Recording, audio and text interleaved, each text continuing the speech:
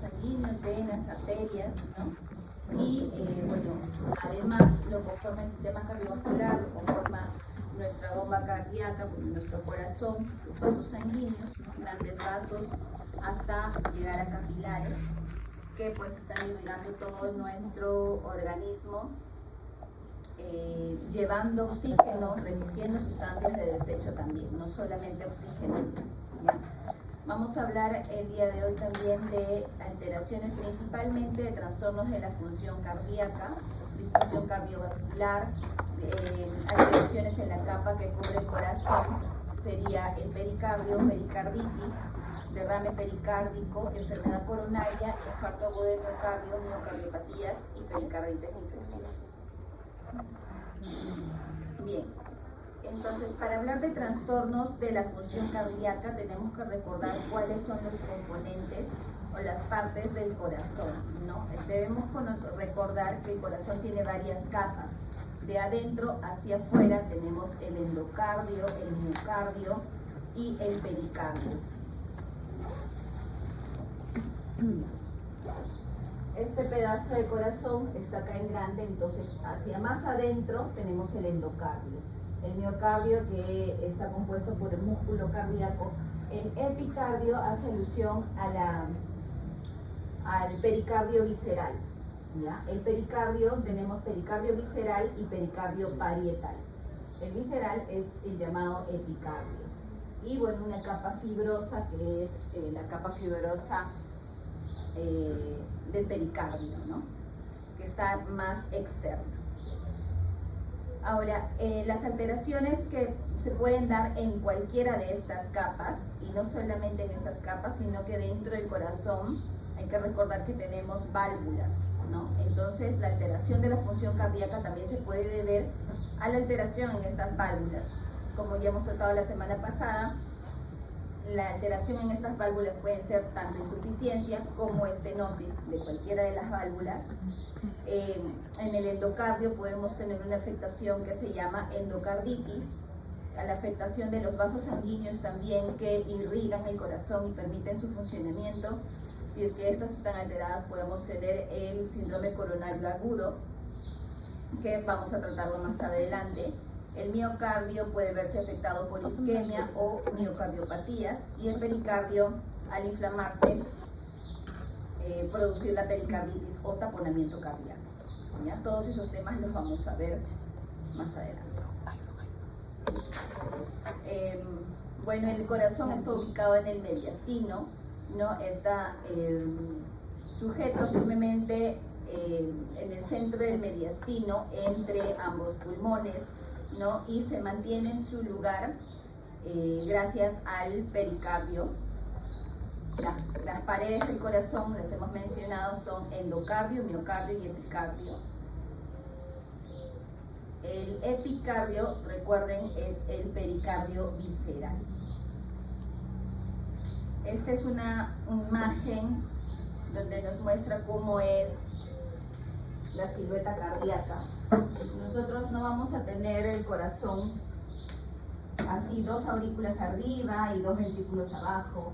No, la disposición va a ser de la parte derecha superior, pero también la parte del lado derecho va a estar, vamos a tener la aurícula derecha, y casi toda la cara anterior va a estar conformada por el ventrículo derecho. El izquierdo está más a un costado, ¿ya? Ahora hay que recordar los vasos sanguíneos importantes, las arterias coronarias, que salen desde casi la raíz de la aorta. Entonces el ventrículo izquierdo, por aquí empieza a salir la aorta, y de aquí ya empiezan a salir las ramas de la aorta, que son las coronarias, ¿no? La coronaria derecha, que irriga el lado derecho del corazón, y la parte posterior también, y la coronaria izquierda, que tiene otra rama hacia atrás también, que es la circunfleja, y esta es también la descendente anterior, ¿ya? Entonces, también recordemos que de la aurícula derecha sale, del ventrículo derecho sale el tronco de, esta es la cava superior ingresa a la aurícula derecha. Por acá debiera estar ingresando la cava inferior también a la aurícula derecha. Del ventrículo derecho sale el tronco de la pulmonar, que es esta, y del ventrículo izquierdo la aorta.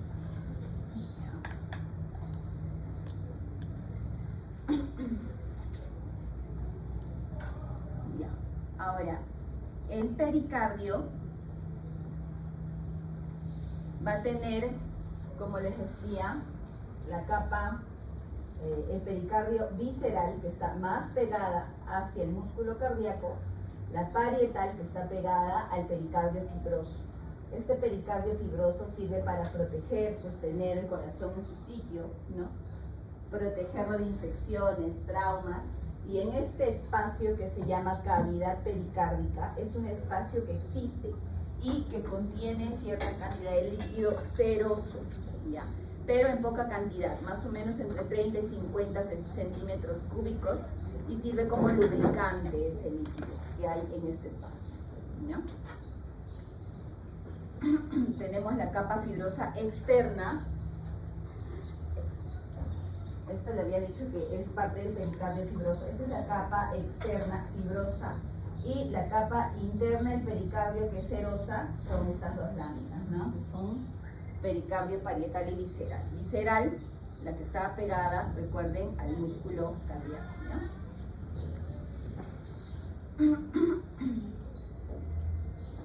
La capa externa está pegada a grandes vasos, al esternón y al diafragma, por eso permite que el corazón esté fijo en su lugar, ¿no? Y sirve como protección. Es fuerte y evita la sobredistensión aguda. Digamos que por X motivos hay aumento de la precarga por distintas patologías, ¿no? Entonces, este pericardio, como es rígido, no va a permitir que se distienda rápidamente, ¿no? Y, bueno, las capas serosas, que son la visceral, la parietal, y entre ellas está la cavidad pericárdica, donde está el líquido que les mencioné. Después tenemos de afuera a adentro, y hemos visto el pericardio, ahora vemos hacia un poco más adentro el miocardio. El miocardio es el músculo cardíaco, ¿ya? Está en todo el corazón, ¿no? Tanto en las aurículas como en el ventrículo. Es músculo estriado, como nuestro músculo esquelético, pero tiene las características de que pues las contracciones de este músculo cardíaco son involuntarias, ¿no? Distintas a nuestro músculo esquelético, que son voluntarias. Tienen además las células, la unidad funcional son los miocitos, y estos miocitos tienen mitocondrias bien grandes. ¿Por qué? Porque, sobre todo en el ventrículo izquierdo, ¿no? Porque pues trabaja bastante el corazón, demanda de bastante energía para su buen funcionamiento. Es por eso que sus mitocondrias son grandes. Ahora, las sarcómeras están conformando las miofibrillas. Estas sarcómeras están compuestas por filamentos gruesos, que son la miosina, y los filamentos delgados, que son la actina.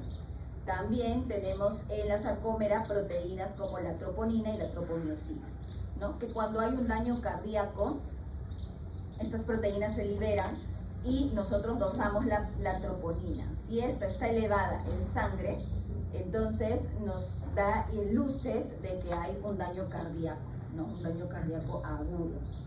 Y pues asociado a la sintomatología, la clínica, los hallazgos de electrocardiograma, podemos identificar infarto agudo del miocardio. La disposición de los miocitos es distinta en las aurículas y los ventrículos derechos e izquierdo. En el ventrículo izquierdo tienen una disposición en sentido circunferencial que hace que pues este músculo del lado izquierdo tenga una mejor contracción, ¿ya? Y eso es porque pues el ventrículo izquierdo funciona, digamos, a mayores presiones que el derecho, ¿no? En cambio, las aurículas y el ventrículo derecho, estos miocitos tienen una disposición más desorganizada, por eso que la contracción es más débil. Ya en el lado izquierdo es más fuerte gracias a su disposición circunferencial, y en el lado derecho es más débil. En cuanto al endocardio, tenemos tres capas, que son la interna, media y externa. Y bueno, también tenemos dentro del corazón las válvulas que hemos visto en la clase pasada, no son 4, las 2 válvulas auriculoventriculares que son la mitral y la tricuspidia, y las semilunares que son la aórtica y la pulmonar, ¿ya? Ahora, ¿para qué nos sirven estas válvulas? Para mantener un flujo unidireccional. ¿Qué quiere decir eso? Que nos lleva el flujo de aurícula a ventrículo, o de ventrículo a aorta o a pulmonar, ¿ya? En una sola dirección. ¿Por qué? Porque si no fuese así, entonces la sangre regresaría y habría reflujo hacia los ventrículos o hacia las aurículas, ¿no? Entonces, no se quiere eso, no es lo normal, el reflujo no es normal.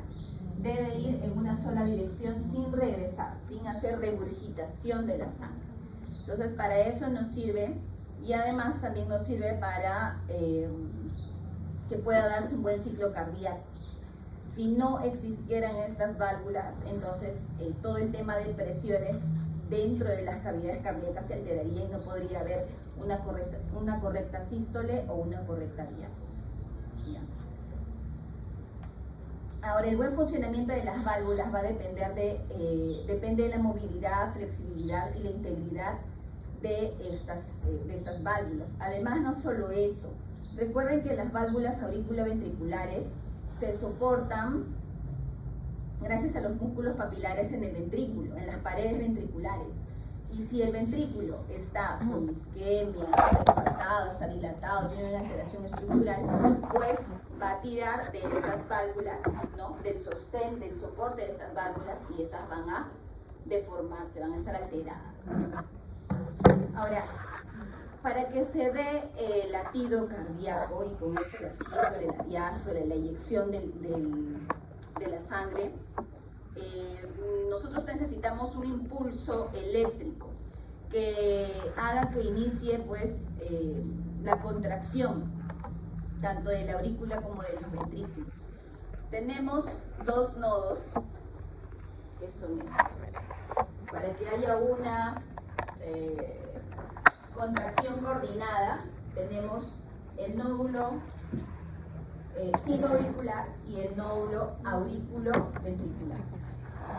De aquí sale pues el haz de His y las fibras de Purkinje, ¿ya? Que van a llevar el impulso nervioso hacia todo el corazón, permitiendo que de forma sincronizada haya una sístole y diástole ventricular. Ahora, en caso, nuestro nodo sinoauricular es quien se encarga, el que está arriba, es quien se encarga del inicio del impulso cardíaco. Pero en caso este esté fallando, no funcione por X razones, tendría que encargarse del inicio del impulso cardíaco el nodo auriculoventricular. El problema es que la frecuencia cardíaca variaría. El impulso es más lento cuando inicia en el auriculoventricular. Distinto a que si iniciara normalmente en el aurículo atrial, pues la frecuencia cardíaca sería de 60 a 100, mientras que si empieza abajo, la frecuencia cardíaca sería 40, 60, ¿ya? Se modificaría porque el impulso es más lento. Ahora, la frecuencia de los impulsos va a responder a distintos estímulos. Por ejemplo, el estímulo vagal, al estímulo adrenérgico, ¿no? Si hay un estímulo del simpático, entonces va a haber taquicardia, ¿no? Y eso, ¿cómo va a haber taquicardia? Por un aumento en el impulso eléctrico, ¿no? Que aumente la frecuencia cardíaca. Así como también alteraciones hidroelectrolíticas, alteraciones ácido-base, ¿no? Van a hacer que se modifique el ritmo cardíaco. Y entonces tenemos los componentes del sistema de conducción: el nódulo auriculoventricular, atrioventricular, haz de His y las fibras de Purkinje al final. Ahora, ¿cómo es el ciclo cardíaco? Nosotros sabemos que el ciclo cardíaco está constituido por la sístole y la diástole. ¿Qué es la sístole? Contracción de los ventrículos. Ya, ¿y qué pasa ahí en la sístole? La sangre sale del corazón, sale en el lado izquierdo Si esto se contrae, si el ventrículo izquierdo se contrae, entonces esta sangre sale por la aorta a la circulación sistémica, ¿no es cierto? Y si es en el lado derecho, esta sangre sale y se va hacia los pulmones, por el tronco de la pulmonar, por acá salen los pulmones, ¿no? Entonces, en la sístole, es la contracción de los ventrículos y la salida de la sangre de las cavidades de los ventrículos, ¿no? Y la diástole es cuando los músculos vuelven a su posición normal, se relajan, ya no están así encogiditos, sino que se relajan, vuelven a su posición normal, y eso permite que gracias a esa disminución de presión y la aurícula que tiene mayor presión, se abra la válvula auriculoventricular y se llenen esos ventrículos, ¿ya? ¿Qué pasa? Aquí vamos a tener, en el ciclo cardíaco vamos a tener los ruidos cardíacos, ¿no? ¿Cómo inicia todo? Primero estamos en sístole y, diástole es el llenado, ¿no? Ahí tenemos, si estamos en diástole quiere decir que es llenado. Entonces, estas válvulas auriculoventriculares tendrían que estar abiertas o cerradas. ¿Cuál? Aurículos ventriculares estoy diciendo. Abiertas, porque tiene que llenar. ¿Cómo va a estar cerrada? No va a pasar nada de aurícula a ventrículo. Tiene que estar abierta para que la sangre que está en la aurícula pase al ventrículo. Lo mismo acá. Tiene que estar esta válvula auricular ventricular, que es la tricuspidia, tiene que estar abierta para que pase al ventrículo la sangre, ¿no? Y lo que se va llenando la aurícula, de la cava auricular derecha, tendría que estar cerrada la válvula derecha. ¿Cuál La válvula? aurícula derecha. ¿Cómo? La aurícula derecha debería estar cerrada. O sea, la aurícula derecha, en lo que se va llenando de sangre, su válvula, esa válvula que está ahí, debería estar cerrada. Ah, claro. O sea, mientras que viene la sangre de la cava, ¿te refieres? De la cava inferior y la cava, esto tiene que estar cerrado. Ya, entonces llenamos, ¿no? Estamos en la diástole, se apertura, termina el llenado, aumenta la presión en los ventrículos, ¿no? Esta presión, como está llena de sangre, estos ventrículos aumentan de presión. Y la presión en los ventrículos va a ser mayor que la presión en las aurículas. Y eso va a hacer que se cierren las válvulas auriculoventriculares. Esto inicia la sístole. La sístole inicia con el cierre de las válvulas auriculoventriculares, ¿ya? O sea, el cierre de las válvulas mitral y tricuspidia. Entonces, ese es el primer ruido cardíaco, ¿ya? El que inicia la sístole, que es el cierre de las auriculoventriculares. Ahora, una vez que se cierra, como esto también está cerrado, ¿no? La aórtica y la pulmonar está cerrado. Entonces, aumenta la presión, ¿ya? Recuerden que esto está lleno de sangre, porque ya pasó la diástole, ¿no? Ya se llenó ya las cavidades ventriculares. Va aumentando poco a poco la presión, y la primera etapa de la sístole es la contracción isovolumétrica. Cuando la presión es mayor a la de las presiones de la pulmonar y de la aorta, entonces estas válvulas semilunares se van a abrir y la sangre que está en los ventrículos va a salir, ya sea por la pulmonar o por la aorta, en la primera fase de la contracción, que es la contracción isovolumétrica, ¿no? Y va a eyectar la sangre. Una vez que la sangre sale, va a querer regresar. Para que no regrese, se cierran las válvulas semilunares, tanto de la aórtica como de la pulmonar. El cierre de la aórtica y de la pulmonar nos da el segundo ruido cardíaco. Entonces, aquí, primer ruido, el cierre. El segundo ruido es el cierre de estas, de la aórtica y de la pulmonar, ¿ya? Bueno, el tercer y cuarto ruido lo vamos a ver en la diástole. La diástole, nuevamente dijimos, no, salen, ya ahora que salió en la sístole toda la sangre, ¿cómo quedan los ventrículos? ¿Con sangre, sin sangre? Con sangre, pero un poco. Poquito, no hay residuo, digamos, ¿no? Entonces, pero, digamos, entre comillas, queda vacío. Entonces, no hay nada aquí, baja la presión. Cuando baja la presión en los ventrículos,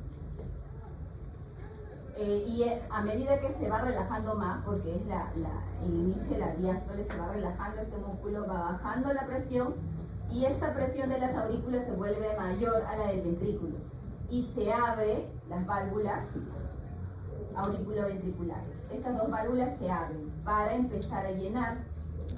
En el primer tercio de ese llenado,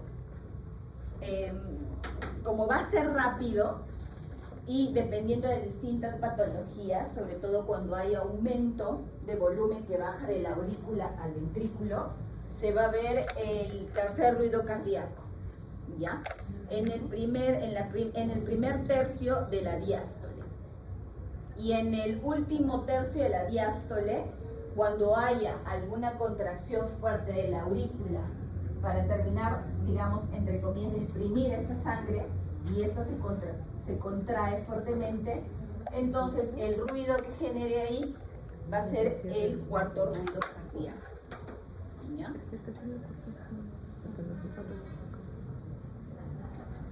Esto entonces ya lo hemos visto varias veces, viene la sangre de los miembros inferiores, del abdomen, del tórax, ¿no? Viene por la vena cava inferior, de la cabeza, de los miembros superiores, del cuello, pero la vena cava. Esta es inferior, esta es superior, ¿no? Ingresan la sangre de ambas venas a la aurícula derecha, pasa al ventrículo derecho, se va por la pulmonar a oxigenarse y regresa oxigenada por las venas pulmonares. Son las únicas venas que traen sangre oxigenada. Y la pulmonar es la única arteria con sangre desoxigenada. Ingresa a las aurículas izquierdas, baja al ventrículo izquierdo, ¿no? Y se va a la circulación sistémica por la aorta y sus ramas. Doctora, ¿y por qué se da el tercer ruido cardíaco? El tercer ruido cardíaco por el llenado rápido. Por el llenado. El llenado rápido. Sobre todo cuando hay mucho volumen en la aurícula izquierda. ¿El tercero no era por el cierre de las válvulas celulares? No, ese es el segundo. Ese es el segundo. Bien. Bueno, entonces... Profesora, entonces el tercero y el cuarto ruido cardíaco son los patológicos.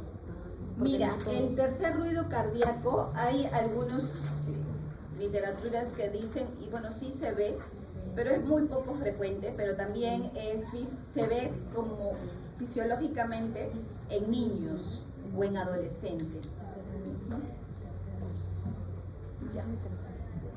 Estructura de la función del sistema cardiovascular. Entonces nosotros tenemos dos sistemas circulatorios, la circulación sistémica y la circulación pulmonar. Más o menos lo que hemos ido les he adelantando en la anterior diapositiva. La circulación sistémica es la que llega la sangre oxigenada hacia el resto de nuestro cuerpo, ¿no? ¿Cómo empieza?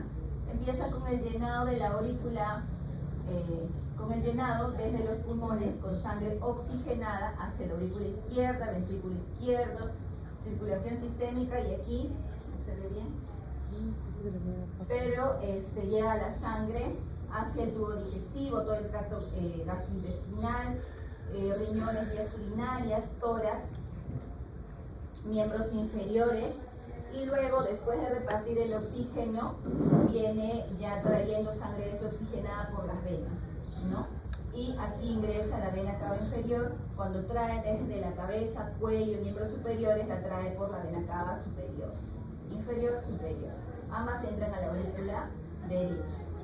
Luego vienen al ventrículo derecho y se van hacia los pulmones. Este trayecto de salida de la sangre y dirigirse desoxigenada, que se dirige a los pulmones, es el circuito pulmonar. Ese circuito es mucho más corto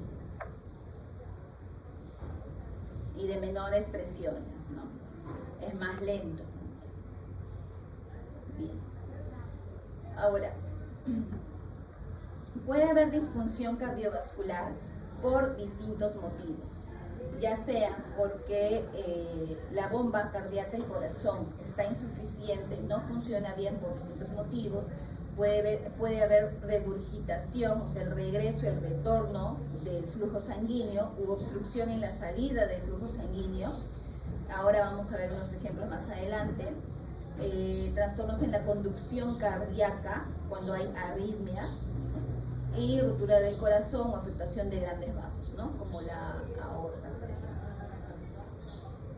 Aneurisma de la aorta, por ejemplo, ¿no?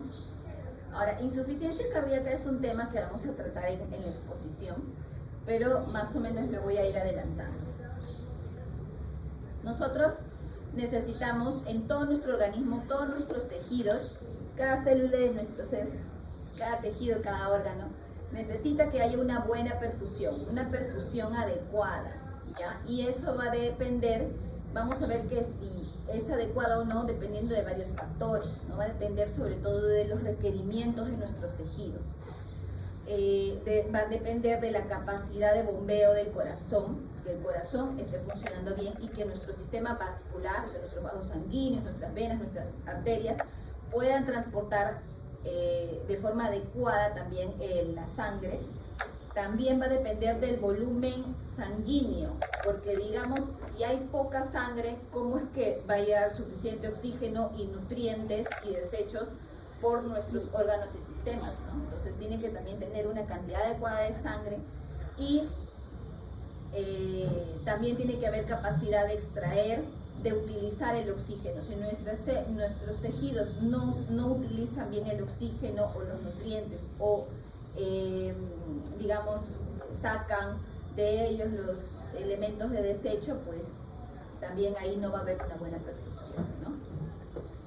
Entonces la insuficiencia cardíaca representa alteraciones que reflejan una deficiencia en el sistema circulatorio para satisfacer las demandas de todos nuestros tejidos, ¿no? Y eso se pueden dar por distintas causas, por afectación de estos distintos componentes que les he mencionado. Por ejemplo, un paciente con sangre insuficiente, en el caso de un politraumatizado, en un accidente de tránsito, se cortó una gran vena, digamos, se lesionó la arteria inguinal, se desangró, ¿no? Entonces este paciente puede ser falla cardíaca o insuficiencia cardíaca aguda y puede morir, ¿no? Entonces no es que él tenga antecedentes previos, que su corazón no funciona bien, simplemente que pues por el tema del volumen sanguíneo puede hacer falla cardíaca. Ahora, un paciente de forma aguda también puede hacer insuficiencia cardíaca en el caso de que, digamos, de forma repentina falle el bombeo del corazón. ¿Y en qué caso puede fallar el bombeo del corazón de forma aguda? Cuando hay un infarto, por ejemplo, digamos que es un infarto en toda la cara anterior, medio corazón está afectado, entonces no va a bombear bien, ¿no? Y puede hacer una falla cardíaca. Una pregunta, ¿el síndrome coronario agudo es lo mismo que insuficiencia, infarto agudo del miocardio? Ahora lo vamos a hacer, pero no es lo mismo. El SICA o el síndrome coronario agudo incluye angina inestable y el infarto agudo del miocardio ST elevado o ST no elevado. Ahora, frente a la insuficiencia cardíaca, no frente a los distintos a la falla de estos componentes, ¿no? que permitirían una adecuada perfusión. Si estas fallan, entonces nuestro cuerpo inteligente se va a dar cuenta y va a poner a actuar nuestros mecanismos compensatorios. ¿Recuerdan que en la clase de hipertensión arterial tenían los mecanismos compensatorios? Hablábamos de los reflejos simpáticos, humorales, neurales, ¿no? Mecanismos de renina-angiotensina aldosterona, del sistema simpático, ¿no? Entonces acá lo mismo. Mecanismos de Frank Starling va a actuar como mecanismo compensatorio en caso de insuficiencia cardíaca, como aumentando la precarga. Aumentando la precarga, finalmente aumenta el gasto cardíaco. ¿Ya? Bueno, aumenta la precarga, aumenta el volumen de eyección, el volumen sistólico y aumenta el gasto cardíaco.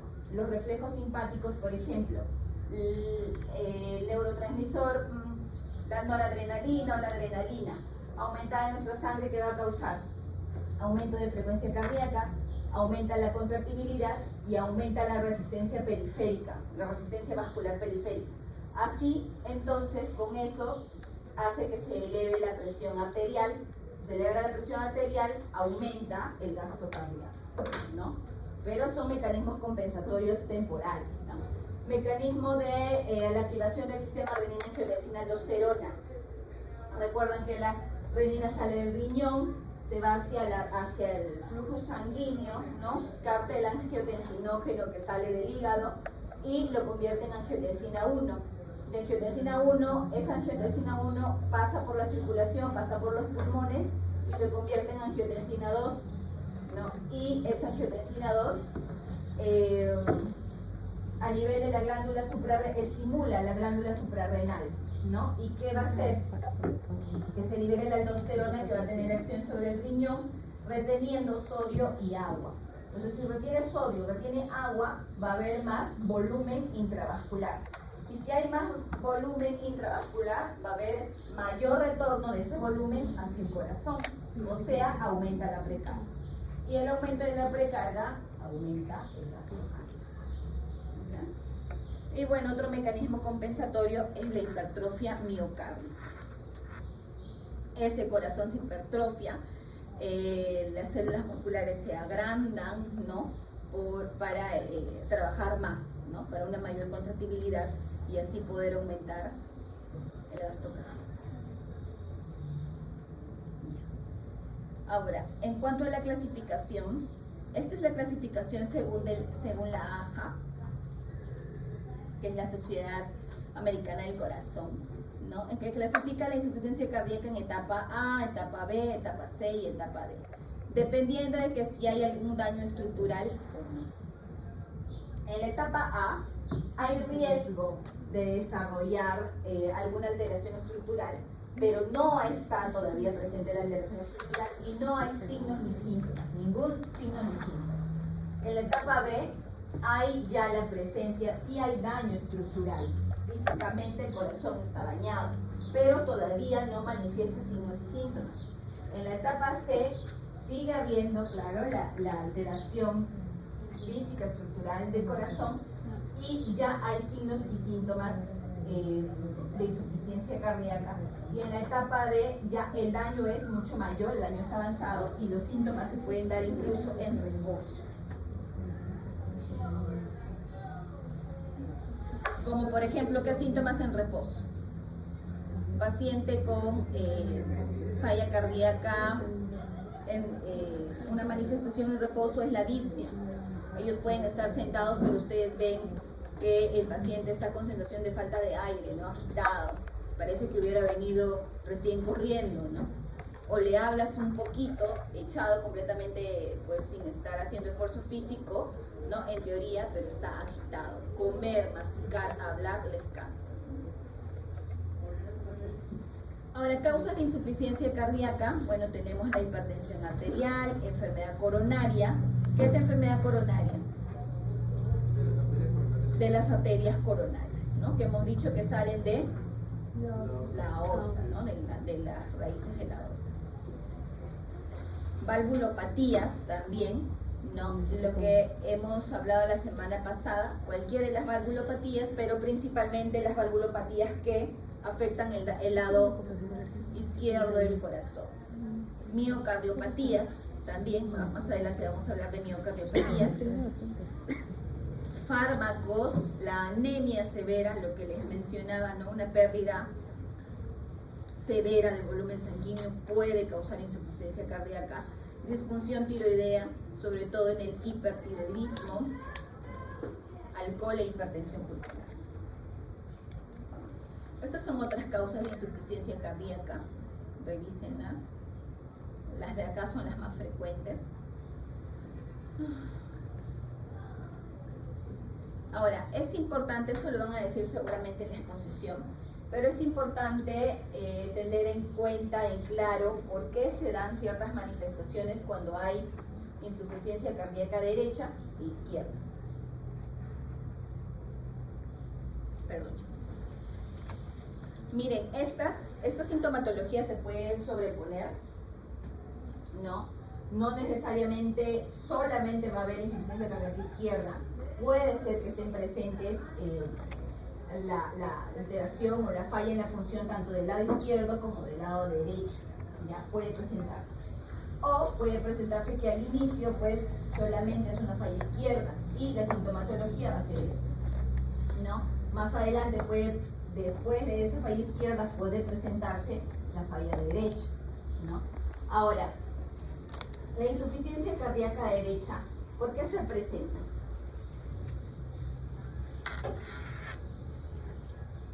Izquierda, perdón. Estaba señalando la izquierda. ¿Podría ser porque una insuficiencia en la mitral? No. Ajá. Claro, puede ser. Miren.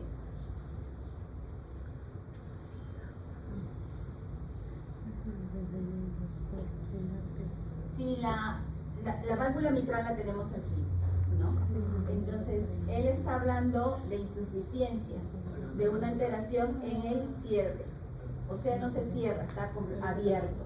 Está abierto cuando debiera estar cerrado. ¿Y cuándo tiene que estar cerrada la válvula mitral?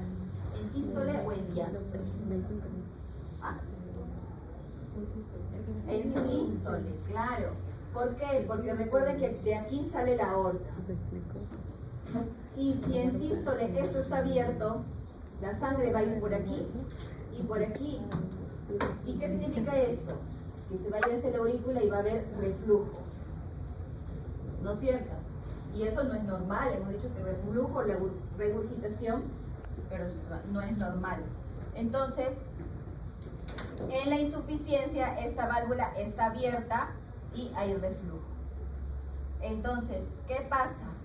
Que esta aurícula se va aumentando su presión, va teniendo mayor contenido sanguíneo, va aumentando su presión, se va dilatando, se va hipertrofiando. ¿Ya? Y recuerden que aquí, ¿quién entra a la aurícula izquierda?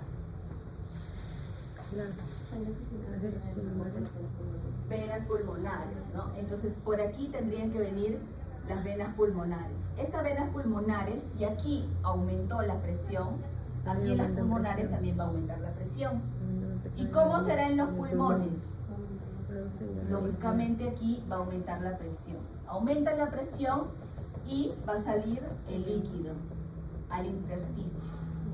Y va a haber congestión pulmonar, ¿no? ¿Y ustedes creen que un pulmón lleno de líquido va a hacer su intercambio gaseoso normal, va a respirar normal como si nada pasara? No. Entonces no va a haber un buen intercambio gaseoso y ahí va a venir la disnea, va a venir el edema agudo del pulmón, va a venir la ortopnia, la disnea paroxística nocturna. ¿Qué es la ortopnia? ¿Quiénes la pusieron en la clase pasada? Cuando al paciente creo que se le, o sea, a la hora de estirarse, creo, en la posición, cambiaba de posición y... ¿Qué le pasa? Si no me equivoco, como mareo. No, le da disnea. Tanto este como este está relacionado con la disnea. ¿Y qué es disnea, chicos? Es un término médico súper básico. Súper básico, lo van a ver siempre. Disnea es la sensación de falta de aire, la sensación de que se ahoga, se agita. A veces algunas personas dicen, me siento cansada, dicen, ¿no? Y eso, ya, con solo vernos nos dicen, esa señora está loco, ¿no? Porque no es normal que así, ¿estás bien? Sí, doctora, no es normal que alguien te responda así, ¿no? Entonces, señora, le falta el aire, se siente cansada, se ahoga. Sí, ¿no? Algunas de las sintomatologías que ellos refieren es cansancio, ahogo, sensación de falta de aire, ¿no? Entonces, la disnea es sensación de falta de aire. La ortopnia, ¿qué es? La sensación de falta de aire cuando el paciente se echa, cuando está en decúbito supino, cuando está completamente echado. ¿Por qué? Porque aumenta el retorno venoso. Como se echa, la sangre de todos los niveles inferiores, el abdomen, todo regresa más a la aurícula. Se llena más y regresa más sangre aquí. Como hay más presión aquí, más líquido se acumula en los pulmones, ¿no? Y exacerba la sensación de falta de aire, la disnea. Esa es la ortopnia. Disnea en decúbito supino. Disnea paroxística nocturna. Es la ortopnia. Entonces, como pasa eso, tú mandas a un paciente cardíaco a echarse y te dice, no, doctora, señora, échese, lo va a echar. Mira, no, doctora, no puedo, te dice. ¿Pero por qué, señora, échese, lo voy a examinar? Me falta el aire. Le dice, señora, ¿usted cómo duerme en su casa? ¿No duerme? No, señorita, yo tengo que dormir casi sentada porque me ahogo, me falta el aire. O señora, ¿usted cómo duerme? ¿Normal en planito? No, yo uso 2, 3 almohadas. ¿Por qué? Ah, tú haces antes. ¿Por qué no es normal que la señora o que alguien duerma con 2, 3 almohadas? ¿Por qué? Señora, ¿pero qué siente si se echa planito? Me falta el aire. La disnea paroxística nocturna es, después de haber estado todo el día haciendo sus actividades de pie, ¿no? Va y se echa y a las horas el paciente se despierta con disnea, la sensación de falta de aire, nocturna en la noche después de horas de descanso, horas o minutos de descanso, paroxística de un momento a otro, repentino, ¿no? Y uno dice, ¿pero por qué? ¿Qué le pasó? ¿No? Entonces, generalmente los edemas agudos del pulmón mucho vienen en las madrugadas o en las noches, a medianoche, que ocurre cuando hay mayor retorno venoso, mayor congestión pulmonar y llegan pues con la sintomatología, ¿no? Ahora, la tos y el esputo espumoso, también puede darse esputo hemoptoico, ¿ya? ¿Por qué? Porque se están lesionando con esa congestión, hay ruptura de pequeños capilares, ¿no? Entonces, el esputo, después de toser, va a botar secreción espumosa rojita, rojiza o rosada, ¿no? Por esos microsangrados. Cianosis y signos de hipoxia, porque no hay una buena perfusión, ¿no? Debido a que acá se queda el líquido, el líquido es poco efectivo, la salida, el volumen que sale del corazón es poco y hay pues cianosis, ¿no? Y reduce el gasto cardíaco, ¿no? Sale poco volumen del corazón, hay una disminución del gasto cardíaco. Intolerancia, por eso es de que hay intolerancia a la actividad física, ¿no? Si ustedes hacen que el corazón, con la actividad física, ¿qué pasa? Se activa el simpático. Si hacen que el corazón esté aumentando su contractilidad y aumentando su frecuencia, no le va a dar tiempo al corazón a irrigarse bien, a alimentarse bien y a expulsar las sustancias de desecho, ¿no? Después de haber alimentado el corazón. Entonces ese músculo está sufriendo porque no se puede oxigenar bien. Y la insuficiencia cardíaca derecha, ¿cómo es? Con aumentos de presiones en el lado derecho. Eso de aquí, por eso les decía que una insuficiencia izquierda puede llevar a una derecha. ¿Cómo? Aumenta la presión aquí y en la pulmonar que sale de aquí, digamos, vamos a ponerla por así. La pulmonar, entonces si acá hay aumento de presión, en la pulmonar también aumenta la presión. Y si aumenta la presión aquí, el ventrículo derecho también aumentó su presión. Y para que vacíe la aurícula al ventrículo, va a tener que hacer más trabajo. Se hipertrofia o aumenta su presión. Y si aumenta la presión, esta sangre que va a entrar de la cava superior y de la cava inferior, tiene dificultad para entrar, no puede entrar. La sangre no entra por completo, digamos, ¿no? Entonces, ¿qué pasa? Esa sangre se queda en la periferia y hay edema de miembros inferiores, dentro del abdomen, en la pared abdominal, en el vaso, en el hígado, ¿no? Esos órganos pueden estar congestionados, ¿ya? Entonces, congestión en el tubo digestivo.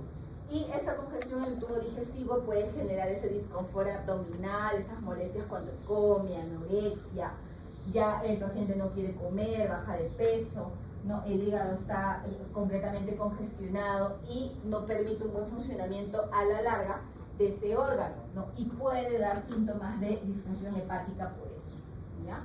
La citis, sobre todo en las zonas de declive, ¿no? Como en los miembros inferiores, si es un paciente postrado en las zonas de declive. Doctora, una pregunta.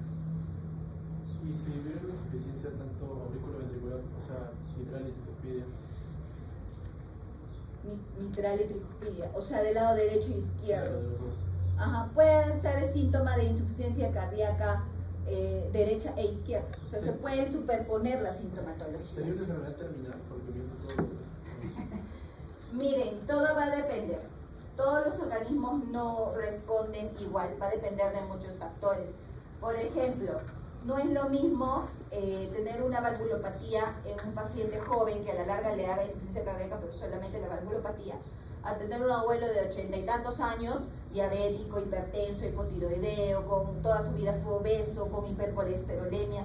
Lógicamente la evolución del abuelo va a ser peor y en más corto tiempo, ¿no?, que el joven que de repente todavía puede tener mecanismos compensatorios y manejarse con tratamiento médico, ¿no? Ahora sí, ustedes recuerden que así como hay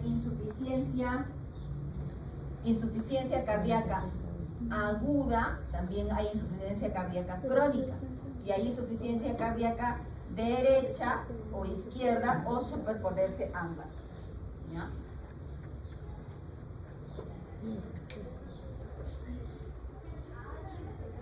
Ya, otra sintomatología.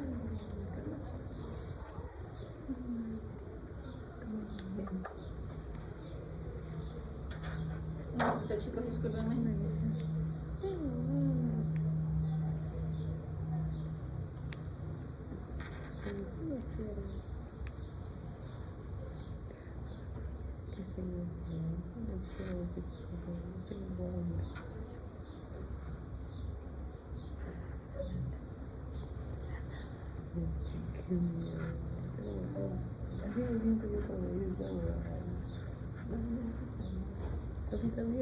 Ya. Otros síntomas que pueden haber: cansancio, nicturia, incontinencia nocturna, alteraciones del sueño, depresión, inquietud, delirio, baja de peso. Una persona con esta sintomatología que cada vez ve, ustedes imagínense nomás, que cada vez que se agrava más, que antes podía caminar 1 a 2 cuadras. Primero, antes de hacer su vida normal, hasta cocinaba la abuelita, se iba al mercado, cocinaba todo el día. Ahora ya no puede cocinar porque se cansa, ya no va al mercado, hacer las actividades de la casa le cansa. Luego, irse al baño le cansa. Luego, comer le cansa, hablar le cansa, se siente agitada, agobiada, no puede respirar bien. ¿Ustedes creen que va a estar esa persona anímicamente normal, va a ser súper saludable, va a comer bien mañana, tarde y noche? No, por eso es que pues tiene muchos antecedentes, va a tener trastorno del sueño, va a tener depresión, ansiedad, va a ser una persona bastante demandante. Va a tener alteraciones en la alimentación, ¿ya? Pericarditis. ¿Qué creen que es la pericarditis? Inflamación del pericardio. De pericardio. Pericarditis es inflamación, ¿no? Hace alusión a la inflamación. Pericarditis aguda. Hay pericarditis crónica también. Tenemos pericarditis aguda. ¿Qué va a ser? Inflamación del pericardio, ¿no? Que generalmente evoluciona en menos de dos semanas. Ahora puede afectar la capa visceral o parietal. Puede darse por múltiples causas, pero principalmente por infecciones víricas.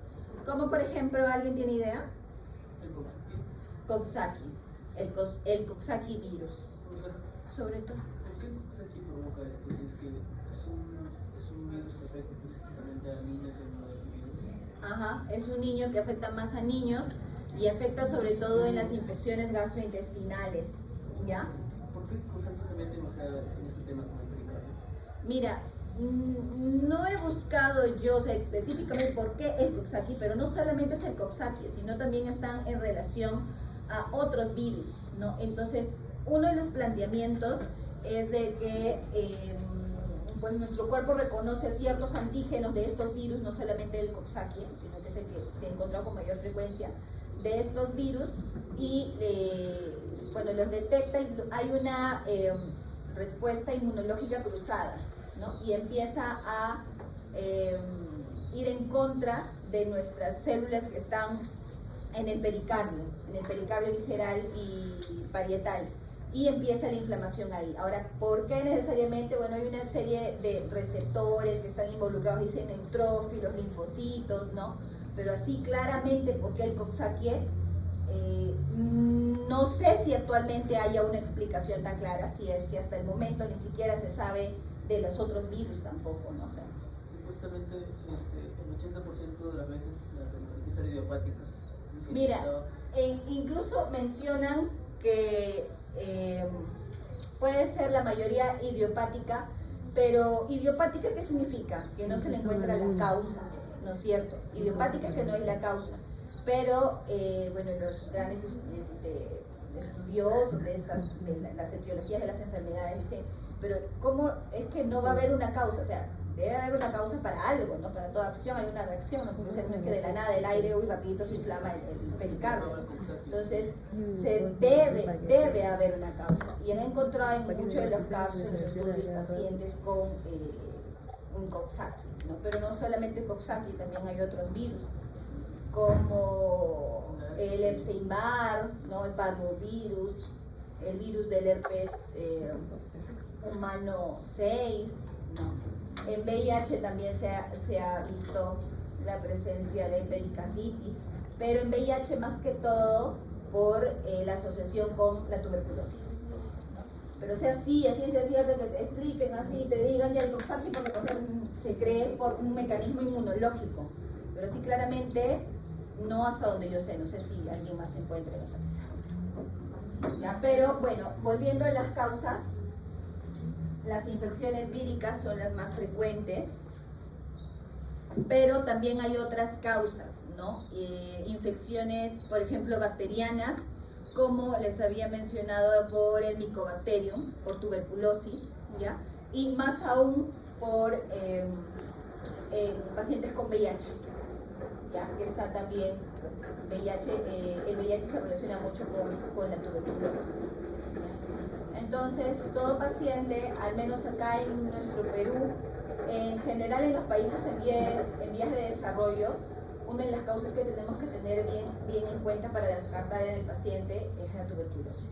No digo que sea la causa más frecuente a nivel mundial, pero estamos en el Perú. Así como tosedor más de 2 semanas, hay que descartarle TB, ¿no? O es TB, o una hemoptisis o esputo hemoptoico sintomático respiratorio, debe demostrar lo contrario. Profesora, eso de capa externa del pericardio debería ser... Acá hay un error, me parece. En realidad la capa interna se refiere, como hemos visto antes, a la capa visceral y parietal. Externa es la capa fibrosa. Ya. Ahora, ¿cuál es la sintomatología de la pericarditis aguda? La pericarditis aguda tiene una triada. Bueno, en la pericarditis, ¿qué es lo que va a pasar? Va a haber una inflamación, ¿no? A nivel del pericardio. Ustedes recuerdan que cuando hay inflamación hay aumento de la vascularidad, hay aumento de la permeabilidad. Entonces, aumenta la permeabilidad, sale de esos capilares, van a salir líquido, proteínas, células, ¿no? Y en el espacio pericárdico se va a acumular cierta cantidad de líquido, ¿ya? Ahora, las características de la pericarditis van a ser, hay una triada, que es el dolor pericárdico, el roce o frote pericárdico y alteraciones en el electrocardiograma. En cuanto al dolor pericárdico, es un dolor precordial, parecido al del infarto cardíaco. En el infarto cardíaco también tenemos dolor precordial, detrás del esternón, ¿no? Este dolor va a ser continuo, la duración va a ser variable, que puede llegar hasta durarle varios días, intenso, opresivo. A veces va a sentir como una quemazón también, o sea, no solamente como una presión o como un golpe o como si tuviera algo que le está presionando el pecho, como algo de gran peso que esté sobre su pecho, ¿no? Sino también como quemazón. Se puede irradiar en algunos casos a la región supraclavicular izquierda, puede irradiarse también hacia espalda, porque por inflamación del nervio frénico, ¿no? Incluso se quejan de dolor escapular, ¿ya? Y mejora al inclinarse. ¿Por qué mejora al inclinarse? ¿Por qué creen que sería una posición antálgica? Dice que incluso pueden hacer una posición maometana, creo que le llaman, echarse hacia adelante, o llega así y hacia adelante se colocan como una joya.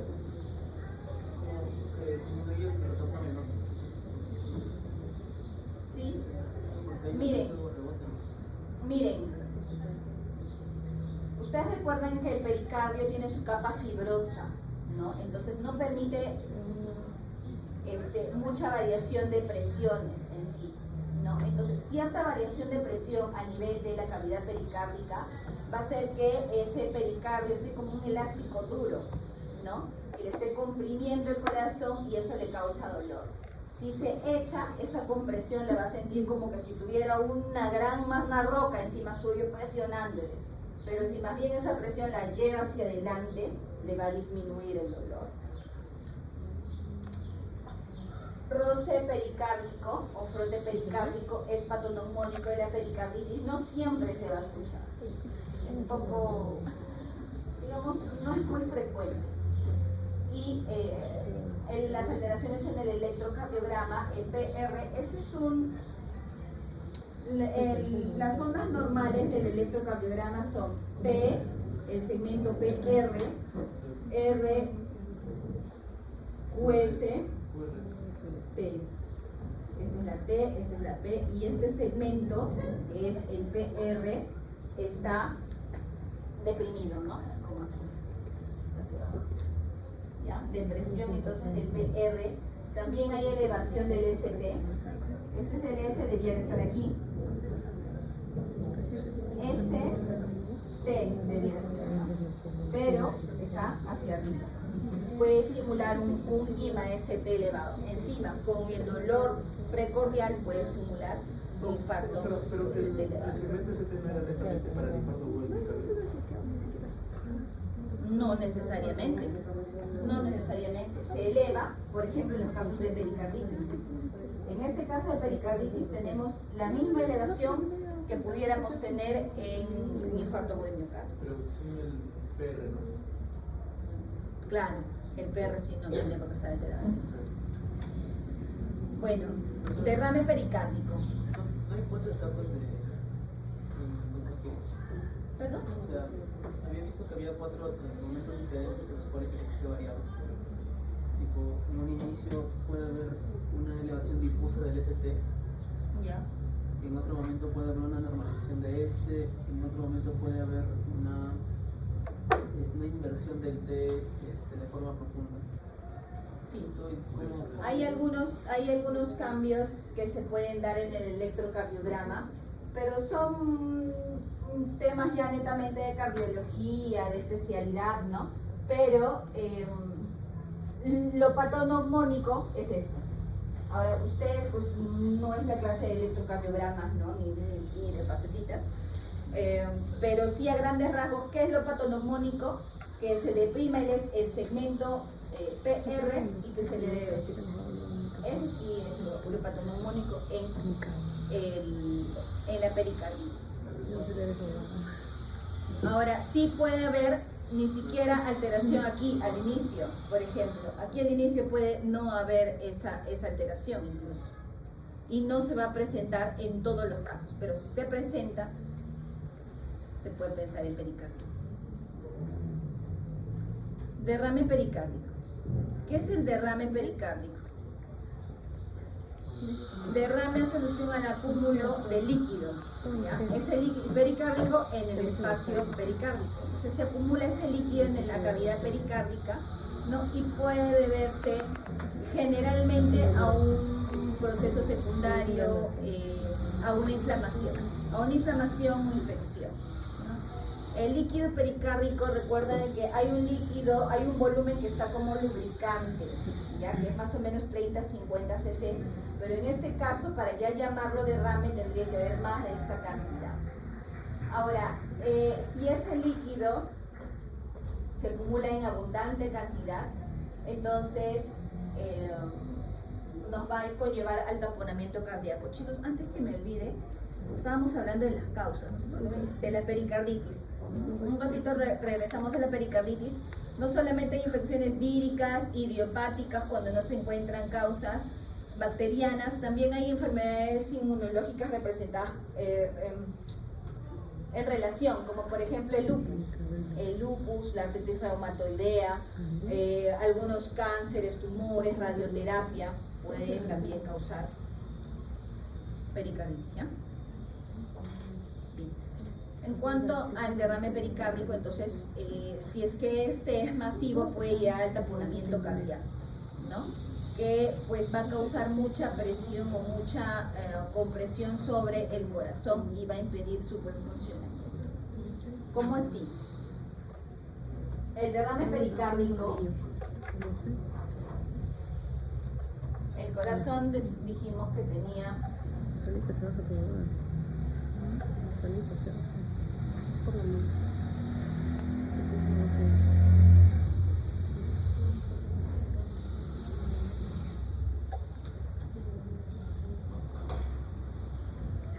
el corazón tiene su capa, que es el pericardio, ¿no? Esta capa debiera estar casi pegada, ¿no? Porque normalmente debiera haber poco líquido cubriendo, ¿no?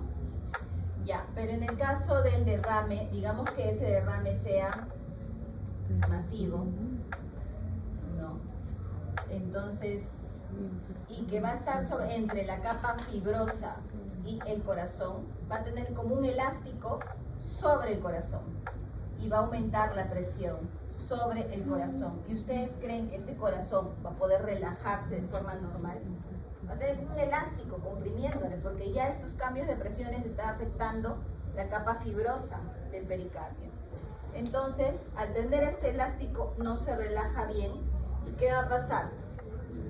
Aumento de la presión intrapericárdica. Aquí va a aumentar la presión. Entonces se aumenta la presión, no se relaja, y cuando vaya a ver el llenado, como esto está tenso, no se relajó para llenarse, entonces el espacio para llenar del ventrículo, que debiera ser así, ya no va a ser así como el rojito, sino va a ser solamente así, ¿no? Entonces va a haber poco llenado, ¿ya? Y si disminuye el llenado, entonces el volumen diastólico al final de la diástole va a ser bajo, ¿no? Ya no va a ser como si se llenara todo este triángulo, digamos, todo este ventrículo, sino mucho menos cantidad.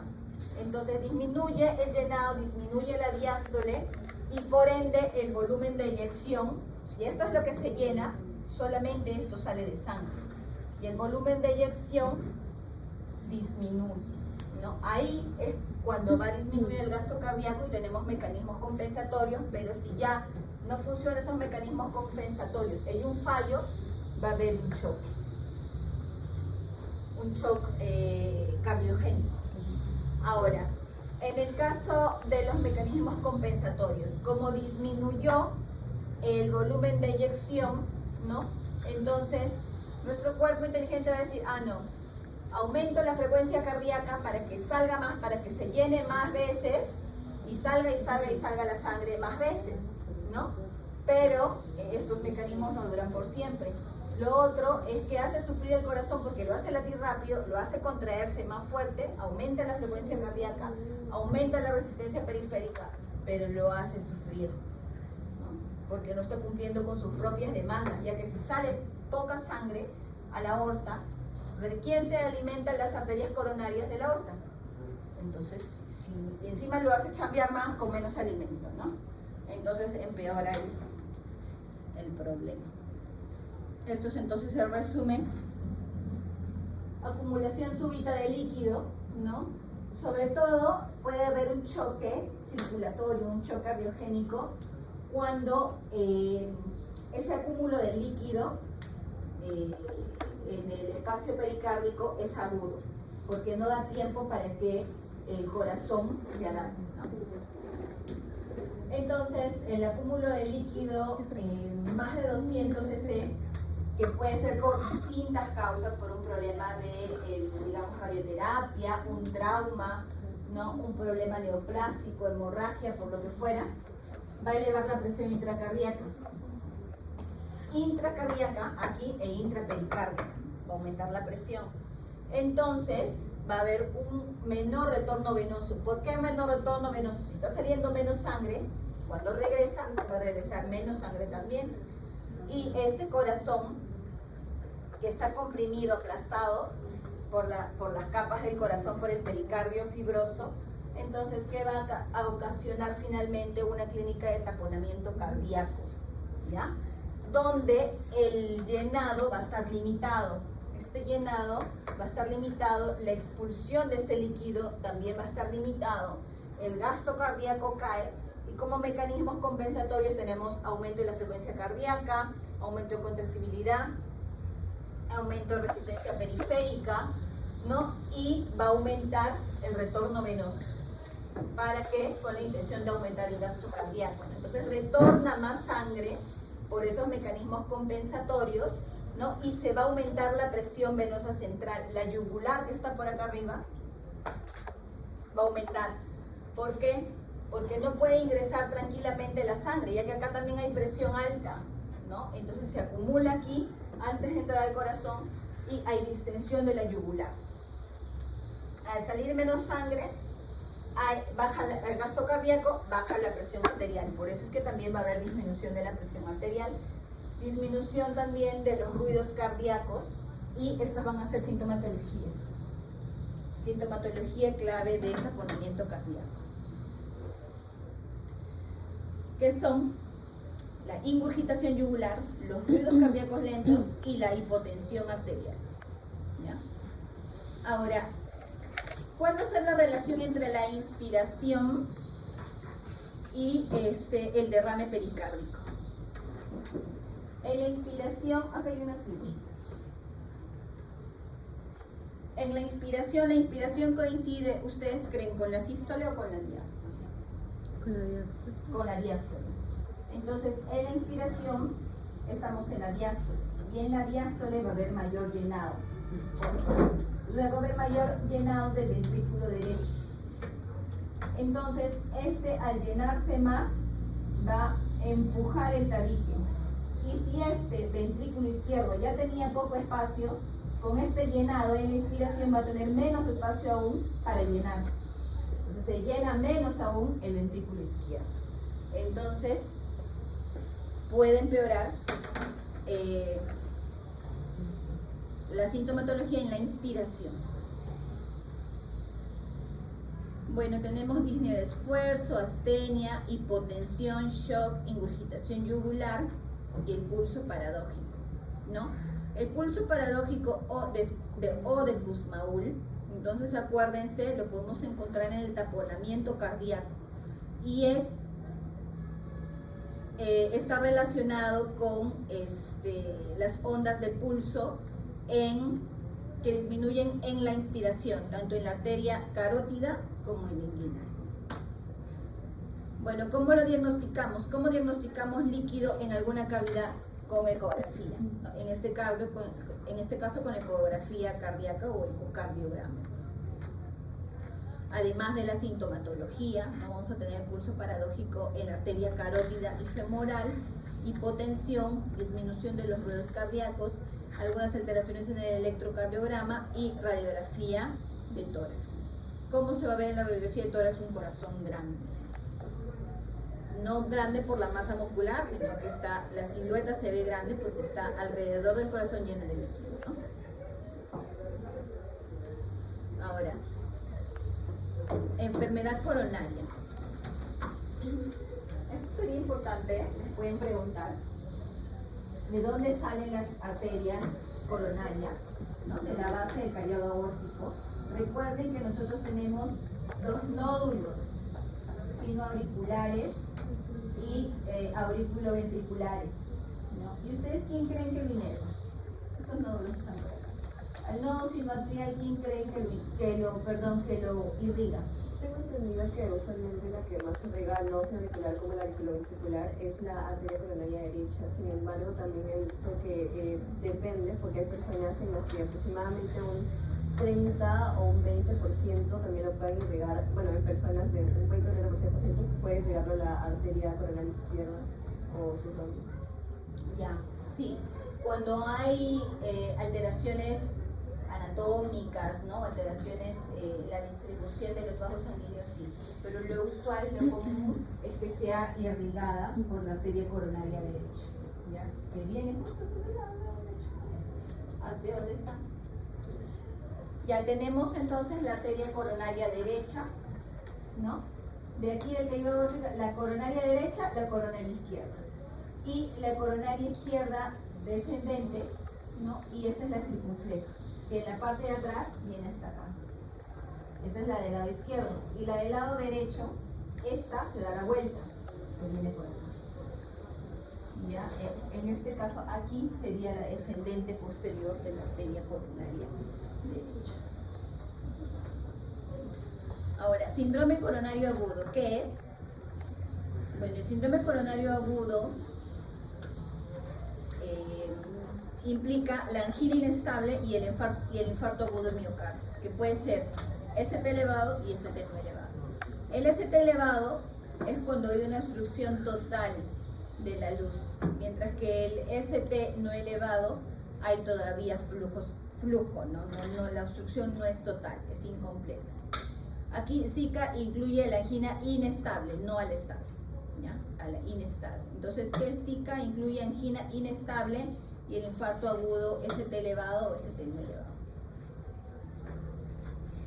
Entonces, la sintomatología, bueno, va a presentar a angor pectoris, que es el dolor de pecho, angina de pecho, no es un dolor característico opresivo que puede ser localizado a nivel del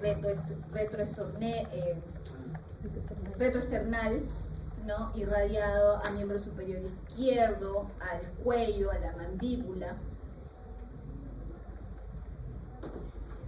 Y bueno, lo que ocasiona este síndrome es pues que haya un malo o insuficiente aporte de oxígeno, ¿no? A las células de nuestro cuerpo. Ahora se dice que si la obstrucción es significativa, de más o menos 80-90%, entonces ahí va a causar síntomas en reposo. Pero si es menos del 70%, el reposo todavía no causa sintomatología, sino solamente la causa cuando hay esfuerzo, ¿no? Esfuerzo físico. Causas isquémicas, bueno, tenemos a la angina estable, la inestable y el dolor de infarto cardíaco, ¿no? Donde se localiza, todas la localizamos en el retroesternal y pueden estar en cualquiera de ellas irradiadas hacia el hombro izquierdo, cuello, mandíbula, mentón, ¿no? Este dolor es opresivo, pero en la angina estable calma en reposo, ¿no? La duración es más corta, mientras que en la angina inestable es más duradera y hay casos en los que por más que haga reposo no calma, ¿no? Ahora también en ambos casos puede calmar cuando le dan nitroglicerina oral, pero por ejemplo en el caso del dolor de infarto cardíaco lo usual es que no calme siquiera, porque la obstrucción pues es mayor, ¿no? Ahora acá tenemos el gráfico de un vaso sanguíneo con luz normal, ¿no? Sin obstrucción. En la etapa de la infancia incluso ya empieza desde la infancia y por el resto de la vida se forma la estría grasa, ¿no? Que es casi plana, ya es una lesión plana, pequeña, pero ya a lo largo de la vida va haciéndose una placa fibrosa, ¿no? Ya más sobrelevada, disminuyendo más la luz vascular. En estas etapas puede haber no haber sintomatología, por eso dice que es clínica silente. Porque igual hay flujo, pasa. Pero cuando ya la obstrucción es mayor, cuando ya se abarca ya la capa muscular, ¿no? Hay una placa teromatosa, entonces sí puede haber angina. Puede ser la angina estable cuando todavía hay una importante luz. Pero cuando esta placa se lesiona, ¿no? Hay una ulceración, ruptura de la placa, entonces cuando hay lesión en el endotelio empieza toda la cascada de la coagulación, ¿no? Se expone el colágeno, vienen las plaquetas, se forma coágulo y obstruye más la luz. Este es un coágulo de sangre. Obstruye la luz, acá hay una hemorragia de la plaqueta, una ruptura de la plaqueta. Entonces obstruye la luz y esta obstrucción total, casi total, puede dar la sintomatología de angina inestable o del infarto agudo cardíaco. Si es que es ST elevado, significa que la obstrucción es casi completa o completa, y si es ST no elevada, incompleta. pregunta sobre la carótida. Había escuchado que hay un danza de las carótidas. O sea, que el paciente es un signo del paciente que, o sea, aparte de, o sea, las carótidas titilan o tienen palpitaciones. ¿Pero en qué caso? Eso sí, no sé en qué caso. Pero por eso quería preguntar en qué caso se da esa danza carótida. Ah, ya. No, en el infarto cardíaco no. En el infarto cardíaco no, pero sí puede darse en la insuficiencia cardíaca crónica por aumento de presiones. Ya. En el síndrome coronario agudo entonces vamos a tener el dolor torácico, es intenso, opresivo, puede, en algunos casos, no todos los pacientes van a tener no todos los pacientes van a tener una sintomatología igualita, ¿no? Como dice el libro. Si no hay pacientes, por ejemplo, si la base del corazón está alterada, este corazón está en el pecho, digamos que todo esto es nuestro pecho, ¿no? Pero si lo que está alterada es la base del corazón, esto es realmente un poquito más echadito. Si la base es lo que está afectado, entonces puede el paciente no sentir el dolor aquí, sino en la boca del estómago. Y entonces a veces vienen a la emergencia, vengo porque tengo un dolor en la boca del estómago, no me pasa. Incluso pueden tener náuseas, vómitos, ¿no? Diaforesis. Si es un paciente con factores de riesgo, pues hay que incluir dentro de los diagnósticos diferenciales infarto agudo de miocardio de cara inferior. Molestias digestivas, dolor en epicardio, náuseas, vómitos, piel pálida, ansiedad. ¿Ya? Esto es cuando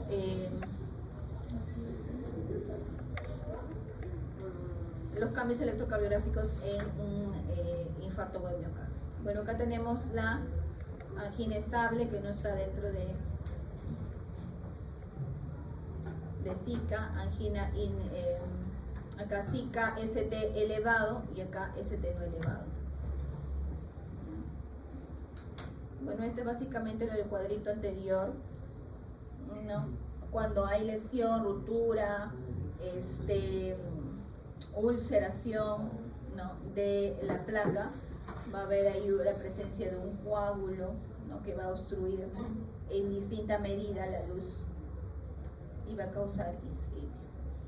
Ahora, hay distintos tipos de infarto, chicos.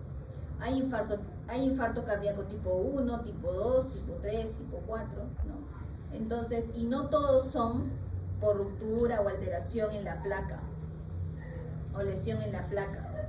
No todos. El infarto tipo 1 sí, pero tenemos el infarto tipo 2, tipo 3, tipo 4, como les mencionaba. El 2 es cuando hay una alteración, un desbalance entre el aporte, entre lo que el corazón aporta y lo que necesitan los órganos y el cuerpo. ¿Ya?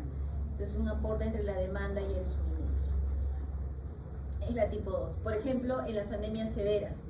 Por ejemplo, en la insuficiencia respiratoria aguda severa. Pueden ser causa de infarto cardíaco. Por esos pacientes que están, digamos, en la UCI mal, con una insuficiencia respiratoria severa, en ventilación mecánica, ¿no? ¿Pueden cursar con infarto? Sí.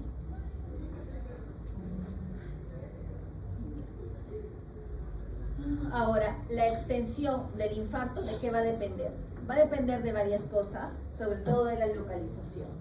Si nosotros tenemos que la lesión es arriba, casi iniciando el tronco, ¿no? De la coronaria derecha, entonces, ¿qué creen que va a afectar? Un pedacito nada más, ¿no? Porque es la raíz, va a afectar todo esto, ¿no? Ya no pasa ni para acá, ni para acá, ni para acá el fluido.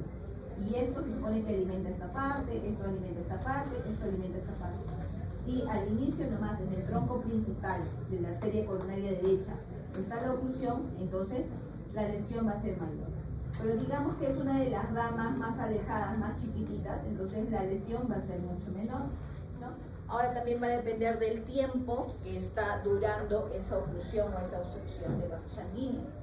Digamos que es un paciente que se infarta, vive al costado, a una cuadra del hospital, llega rápido, le sacan su electrocardiograma, es un ST elevado y se le hace fibrinólisis. Es decir, se le da el medicamento, en este caso se le anteplace, para disolver ese coágulo. Entonces, si se disuelve ese coágulo, ya pues se desobstruye parcial o totalmente esa arteria, ¿no? entonces pues el daño va a ser menor, ¿no? Porque ha estado menos tiempo sufriendo ese músculo cardíaco. Luego va a depender también de las necesidades metabólicas del tejido afectado, de la frecuencia cardíaca, presión arterial, de la edad del paciente. Y ahora vamos a hablar de miocardiopatías. Chicos, acá hay un montón, todavía más adelante. Creo que acá hacemos un pequeño break, luego termino con la segunda parte de la exposición. ¿Ya?